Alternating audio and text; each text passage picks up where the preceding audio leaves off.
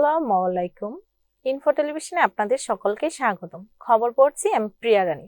দেশের সরকার পরিবর্তনের পর বাংলাদেশ নিয়ে বিভিন্ন অপপ্রচার ও উস্কানিতে উঠে পড়ে লেগেছে ভারতের বিভিন্ন সংবাদ মাধ্যম। জাতীয় ইস্যুর পাশাপাশি তাদের গণমাধ্যমে মিথ্যাচারের কবলে পড়েছে দেশের শোবিজ অঙ্গনও।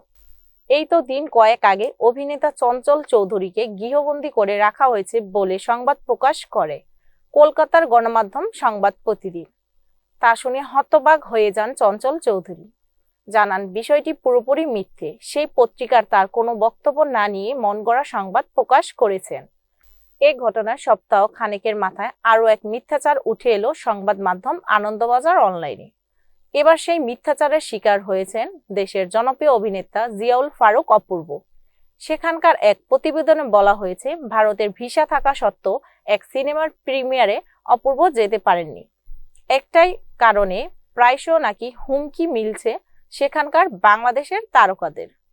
অর্থহীন ব্যান্ডের সাবেক গিটারিস্ট মিনহাজ আহমেদ পিকলু মারা গেছেন। শুক্রবার 20 ডিসেম্বর রাত 9টার দিকে পিকলু মৃত্যু হয় বলে গণমাধ্যম নিশ্চিত করেন তার বন্ধু সিফাত আলতামুস। জানা গেছে, রাজধানীর রামপুরা একটি অনুষ্ঠানে গিটার বাজাচ্ছিলেন পিকলু। সেখানে হঠাৎ অসুস্থ হয়ে পড়লে তাকে স্থানীয় একটি ক্লিনিকে নিয়ে যাওয়া হয়। পরে সেখানে কর্মরত চিকিৎসক তাকে মৃত্যু ঘোষণা করেন। 80-র দশকের মাঝামাঝি থেকে হার্ড রক জনরার ব্যান্ড রকস্টার ও জলি রজেসের গিটার বাজাতেন পিকলু। 90-এর দশকের প্রথম দিকে কিছুদিন তিনি ওয়ারফেস ব্যান্ডে যোগ দেন। এরপর অর্থহীন ব্যান্ডে যোগ দেন 1999 সালে। অর্থহীনের অদ্ভুত সেই ছেলে, সূর্য, রাতের ট্রেন, বুটি ফ্রম হেল, নির্বোধ সহ বেশ কিছু জনপ্রিয় গানে গিটার বাজিয়েছেন পিকলু। সম্প্রতি বিয়ে করেছেন দক্ষিণী অভিনেতা নাগা চৈতন্য এবং অভিনেত্রী সুভিতা ধুলিপালার। এদিকে অভিনেত্রী সামান্থা রুথ প্রভুর প্রাক্তন স্বামী নাগা। প্রাক্তনের নতুন জীবন শুরু নিয়ে প্রকাশ্যে কোনো মন্তব্য করেননি তিনি। তবে নাগা সবিতার বিয়ের অনুষ্ঠান চলাকালীন সামাজিক যোগাযোগ মাধ্যমে সামান্থা ইঙ্গিতপূর্ণ পোস্ট নিয়ে নেটিজেন আলোচনা সমালোচনা করেছেন। নিজের জীবনের আক্ষেপ নিয়ে একটি সাক্ষাৎকারে মুখ খুলেছেন সামান্থা।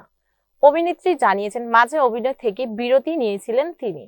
খুব বেশি কাজ করেননি, কিন্তু আগামী বছরে তিনি আরো বেশি কাজ করে মনোনিবেশ করবেন। মুক্তি পেয়েছে মেহজাবিন চৌধুরী অভিনীত সিনেমা প্রিয় মালতী। হলে সিনেমা দেখার পর এ বিষয়ে গণমাধ্যমে এক সাক্ষাৎকারে সিনেমার সংশ্লিষ্ট বিষয় একথা বলেছেন, যেখানে উল্লেখ করেছেন সবার ইচ্ছে থাকে সিনেমা করার, তবে তিনি মনে করেন একটু দেরি হলেও ভালো কাজ নিয়ে আসা উচিত। সিনেমার প্রসঙ্গে মেহজাবিনের ভাষ্য, যতদিন বাঁচবো অভিনয়ের সাথে থাকতে চাই, ভালো গল্পের সাথে থাকতে চাই, মিনিংফুল কাজ করতে চাই। ধন্যবাদ এতক্ষণ ইনফো টেলিভিশনের সাথে থাকার জন্য।